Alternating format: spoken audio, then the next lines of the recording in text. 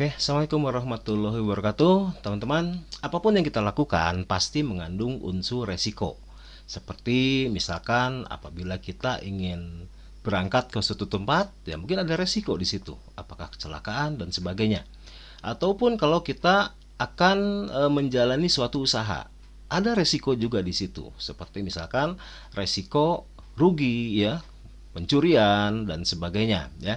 Oke, kalau kita terlalu terfokus pada yang namanya resiko, ada kemungkinan kita tidak akan jadi untuk melakukan suatu hal. Ya, meureun urang teh cicing we di imah gitu ya. Kita mungkin tidak melakukan apa-apa karena yang kita pikirkan adalah resiko, ketakutan dan sebagainya. Sebetulnya untuk resiko ini sebetulnya bisa kita siasati ya.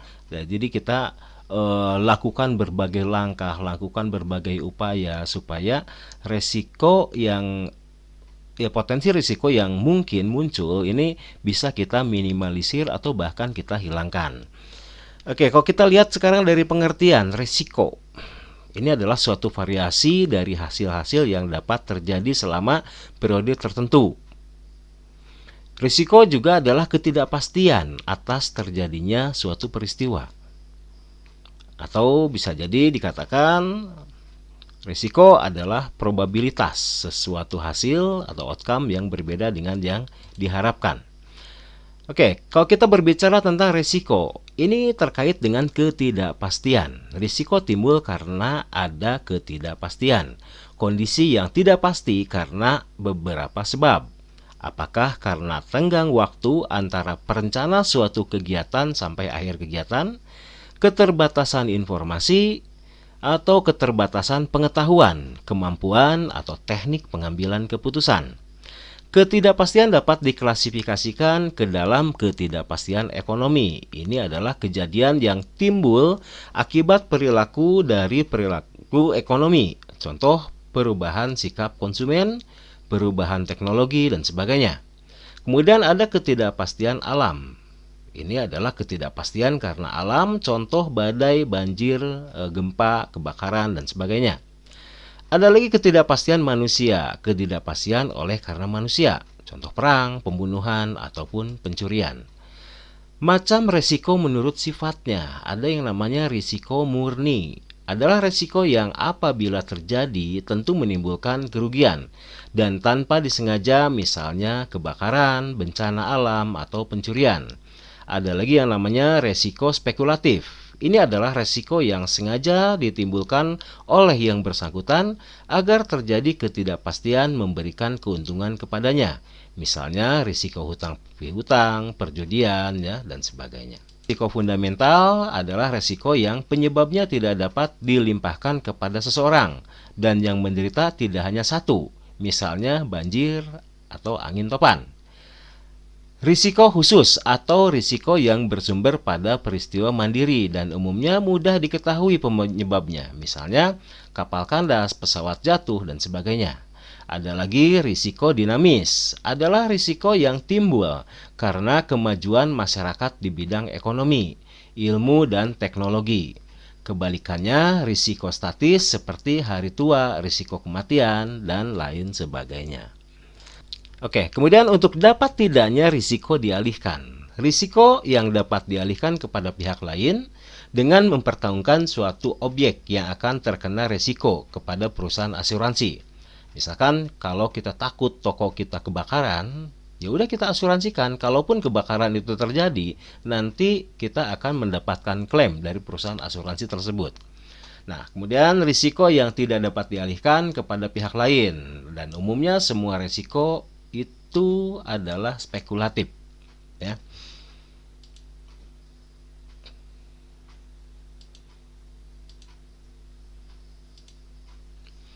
Kemudian menurut sumber atau penyebab timbulnya, ada yang namanya risiko intern, yaitu risiko yang berasal dari dalam perusahaan sendiri, seperti kecelakaan kerja atau mismanagement.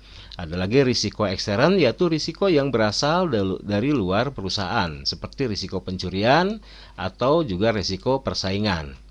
Nah, sekarang bagaimana kalau kita berbicara tentang cara untuk memanage atau mengatur risiko tersebut? Nah, ini kita sekarang berbicara tentang manajemen risiko.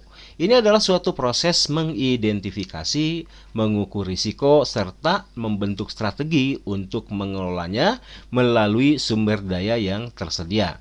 Manajemen risiko mencakup kegiatan merencanakan, mengorganisir, menyusun, memimpin, dan mengawasi atau mengevaluasi program penanggulangan risiko. Nah, tahap-tahap dalam manajemen risiko ini yang pertama ada identifikasi risiko dulu, kemudian ada analisis risiko, pengelolaan risiko, implementasi manajemen risiko, dan monitoring. Dalam identifikasi risiko, proses ini meliputi identifikasi risiko yang mungkin terjadi dalam suatu aktivitas usaha. Identifikasi risiko secara akurat dan komplit sangatlah vital dalam manajemen risiko. Salah satu aspek penting dalam identifikasi risiko adalah mendaftar risiko yang mungkin terjadi sebanyak mungkin. Teknik-teknik yang dapat digunakan dalam identifikasi risiko antara lain ada brainstorming, survei, wawancara, informasi historis, kelompok kerja, dan lain sebagainya. Kemudian analisis risiko. Setelah melakukan identifikasi risiko, melalui tahap berikutnya adalah mengukur risiko dengan cara melihat potensial terjadinya seberapa besar severity kerusakan dan probabilitas terjadinya risiko. Penentuan probabilitas terjadinya suatu event sangatlah subjektif dan berdasarkan nalar atau pengalaman. Beberapa risiko memang mudah untuk diukur namun sangatlah sulit untuk memastikan probabilitas suatu kejadian yang sangat jarang terjadi. Pengelolaan risiko. Beberapa jenis cara mengelola risiko. Ada yang namanya risk avoidance, yaitu memutuskan untuk tidak melakukan aktivitas yang mengandung risiko sama sekali. Dalam memutuskan untuk melakukannya, maka harus dipertimbangkan potensial keuntungan dan potensial kerugian yang dihasilkan oleh suatu aktivitas. Yang kedua ada risk reduction. Disebut juga risk mitigation, yaitu merupakan metode yang mengurangi kemungkinan terjadinya suatu risiko atau mengurangi dampak kerusakan yang dihasilkan oleh suatu risiko. Risk transfer yaitu memindahkan risiko kepada pihak lain, umumnya melalui suatu kontrak asuransi maupun hedging. Risk deferral, dampak suatu risiko tidak selalu konstan. Risk deferral meliputi menunda aspek suatu proyek hingga saat di mana probabilitas terjadinya risiko tersebut kecil. Ada lagi risk retention, walaupun risiko tertentu dapat dihilangkan dengan cara mengurangi maupun mentransfernya, namun beberapa risiko harus tetap diterima sebagai bagian penting dari aktivitas.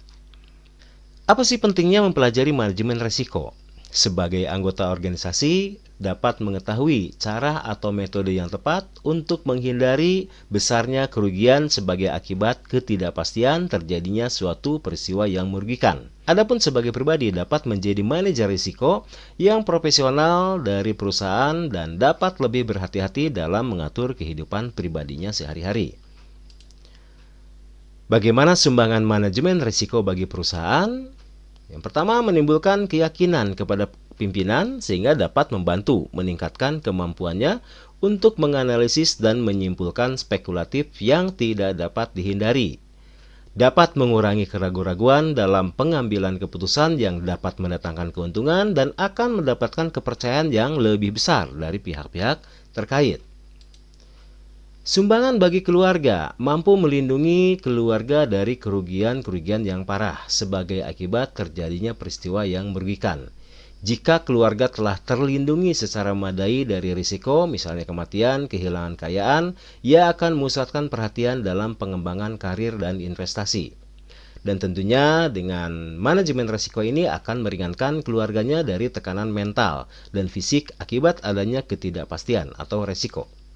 Dan bagi masyarakat, manajemen risiko ini akan bermanfaat untuk menanggulangi yang baik terhadap kemungkinan terjadinya pemogokan buruh, akan menghindari masyarakat di sekitar perusahaan akibat huru-hara akibat pemogokan. Kemudian dalam hal pengolahan limbah yang baik untuk menghindari pencemaran lingkungan akan ikut memelihara ketentraman kehidupan masyarakat di sekitarnya. Oke teman-teman, itulah materi kali ini tentang manajemen risiko. Semoga bermanfaat. Wassalamualaikum warahmatullahi wabarakatuh.